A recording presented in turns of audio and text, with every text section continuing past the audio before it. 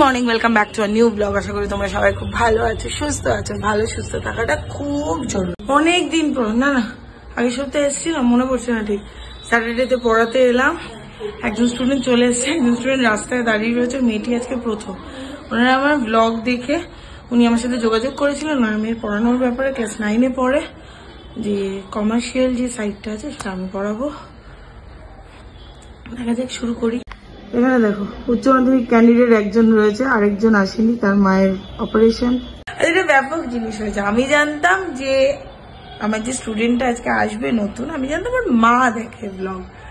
এবার ওর মা আমাকে এসে বলছে, ওই যে ও হলো মানে ছোট্ট সাবস্ক্রাইবার, ও দেখে। ওর মা আমাকে বলছে ও না আপনার ব্লগ দেখে। আলাম যাক, এই প্রথম একটা পুচকি সাবস্ক্রাইবার। এর থেকে পুচকির সাথে দেখা হয়েছিল একবার, বাট এত কাছ থেকে, আর এবার তো রেগুলারের ব্যাপার হয়ে গেল ওর সাথে আমার। এত কাছ থেকে এই প্রথম আর কি দেখা হলো। যে শুভমকে দেখলে ওর খুব ভালো লাগবে। মানডে ওই বাড়িতে যখন পড়বে তখন শুভমের সাথে ওর দেখা হবে। পড়ানো কমপ্লিট এই বেলার মতো। আবার যা আছে বিকেল বেলা, তারপরে তো তাড়াতাড়ি চলেই যাবো, কারণ যে গানের ক্লাস আছে। গানের ক্লাসে যাওয়া আছে। মোস্ট এক্সাইটিং ব্যাপার হলো আমি তানিষ্ঠার জন্য যে কেকটা বানিয়েছি, কেকটা নিয়ে যাবো। কেকটা কিভাবে নেবো সেটা একটা ব্যাপার, একটা চ্যালেঞ্জ। ঠিক আছে, দেখা যাক, কিছু না কিছু করে নেব।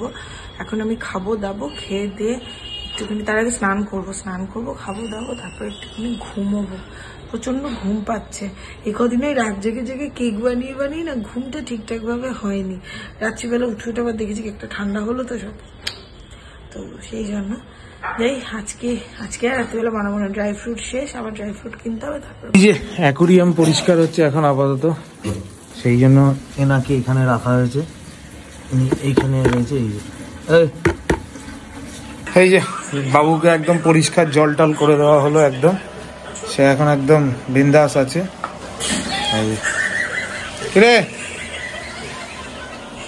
ওই, এখানে তো আমি চলে এসেছি নিমার বাড়ি। এখানে কিন্তু প্রবলেম হচ্ছে, এইখানে সকালবেলা এক বাজার বসে, দ্বিতীয় হচ্ছে এখানটায় একটা করে দেওয়াতে জায়গাটা কমে যাচ্ছে, যার ফলে ওখানে একটা ছোট হাতি, এখানে একটা গাড়ি, আমার গাড়ি পার্কিংয়ের জায়গা নেই। যাই হোক, দেখি একটা জায়গা পেয়েছি, দেখা যায়। আপাতত একটা জায়গা পেলাম রাখার জন্য, এখানে থাক। এই যে চলে এসছে খাবার, দাও। Thank you. এটা রিটেক হওয়ার কথা ছিল, মা নিয়ে চলে এসছো। মাকে বলছে আরেকবার যাও না, আরেকবার গিয়ে নিয়ে আসো। বাট আমি মানে সবকিছু অরিজিনাল, রিটেক কিছু হলো না, এখানেই হলো। চলো টাটা। এই যে আমি কেক নিয়ে যাচ্ছি, কেক নিয়ে গান শিখতে যাচ্ছে এখন। যাও। আমি যাচ্ছি এখন। একটু কেমন কেমন লাগছে, নিজেদের বাইরে ওইভাবে এই কেকটা তো আর কেউ খায়নি, তাই জন্য ভাবছি তনিষ্ঠা তো নিজেদেরই।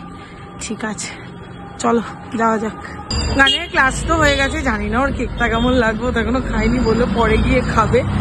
আর এরপরে এখন একটু খিদে পেয়েছে, দেখি কি পাই। দুটো দোকানে গেলাম, দুটো দোকানেই প্রচুর টাইম লাগবে। দেখি এখানে নতুন দোকান হয়েছে, কতক্ষণ লাগে। বললাম না খিদে পেয়েছে, কিছু খাবো। তো এখানে একটা দোকান হয়েছে ফুডো নেস্ট।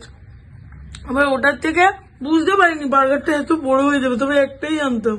কত বড় একটা বার্গার দিয়েছে। ডিনার তো গেল, তাই বাজে 11:15। আজকে এসে বাড়িতে প্রচুর গল্প গুজব করছিলাম আমি, মা, সোনাই, বাবা, আমরা সবাই মিলে।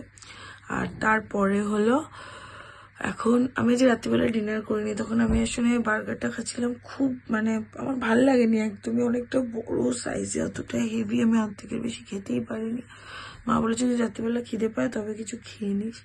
এখন আমি যাবো শুভমের জন্য রুটি বানাতে। এখন না, একটু পরে 12টা নাগাদ, 12টা সাড়ে 12টা নাগাদ বানাবো। তখন যদি ইচ্ছা করে নিজে একটা রুটি খেয়ে নেবো। আস্তে আস্তে সেরকম কোনো কিছু নেই এই বছরের মতো সবকিছু। বাট হ্যাঁ, কালকে আমাকে পড়াতে হবে, সেইটা আমার সেটা আছে।